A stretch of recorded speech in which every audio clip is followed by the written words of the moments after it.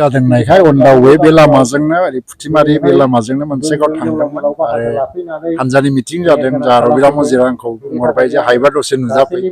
meeting खालामनायनि थांखि गैया खिन्थु दा मिटिंखौ लोगो मोनफैनानै फैगौ इलेक्सनखौ लानानै आं बाथ्राखौ बुंबाय जे UPPL BJPनि जे एलायन्स बे एलायन्सआ जोबोद मजबुत आरो MP इलेक्सनखौ जों देरहानो थांगासिनो दं बानुगाव ओनसोल बानुगाव ब्लकनि सिङाव थानाय रायजो राजाफ्राबो भटफोरखौ नस्थ' खालामनो नाङा BJP एलायन्स बाहाय जोंहा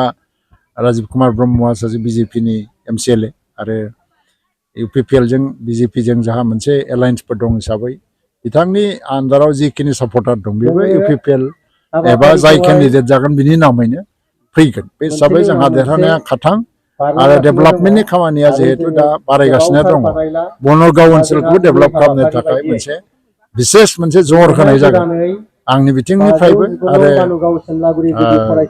काउन्सिल बिथिंनिफ्रायबो दा बेखौनो आङो खावलायनो फैदों भटिं सेन्टार ओरैनो बिपि पार्टिया जे भट होनायनि मिरु दा बिसोरथ' बे बुंगोन दे 17 बोसोराव बिसोरो PMAY नि न'आ सेंसन जानानै थासेयावबो मावनो हायाखै कयेक हाजारल' न' होदों नाथाय बे 3 बोसोरावनो जोङो 1 लाखनि बारा न' लुबाय दिनै 17 बोसोर सासनाव थानानै माने फरेस्ट राइट एक्टनि आन्दाराव हा पाट्टा होनो हायाखै बेसेबां हा पाट्टा होदों बिसोरलाय 27,000 होदों जानांगौ बे 17 बोसोराव नाथाय दानि नैबे 3 बोसोरनि गेजेरावनो UPPL सरकारा प्राय 1.5 लाखसो हा पाट्टा रानबाय बेफोर खामानिफ्रा मावनाय जादोंना जायाखै फारसेथिङै जोङो दा स्कुल रिपेयारिं जागासिनो दङ आरो एकर्ड इमप्लिमेन्टेसना पର୍ଯ୍यायक्रमाव थांबाय जादों NDB सारेन्डारफ्रा रिहेबिलिटेसनबो मोनगासिनो दं आरो मार्टिएस न'खरनो एक्स ग्रेसिया रानबाय दाखालिनिफ्राय बे मोनलांबाय थागोन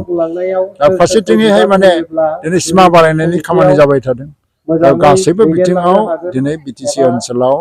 सुपार 50नि आन्दाराव दिनैहाय IAS ACS अफिसार जानो प्रिपेयार जादों माने 3 बोसोरनि गेजेराव प्राय 75 जन मानसिफ्रा ACS अफिसार मोननायनि मोनसे रेकर्ड दं दा आसामाव ACS आरो APS बेफोर डेभेलपमेन्ट जादोंना जायाखै दा आसल खोथाया जाहैबाय लामा सामायानो मेन नङा खिन्थु मानसि हिउमेन रिसोर्सेस मानसिनि धोन सुबुं धोना बेसेबां जौगादों हारसिङै